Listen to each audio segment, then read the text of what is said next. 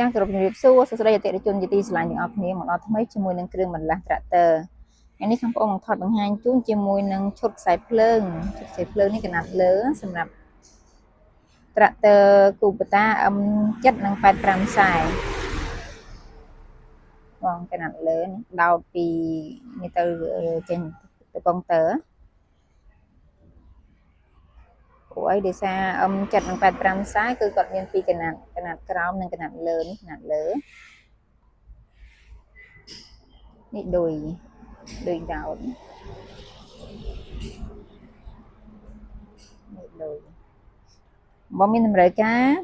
ឈុតខ្សែភ្លើងនេះ sorry មិនមែនឈុតទេនេះកណាត់លើសម្រាប់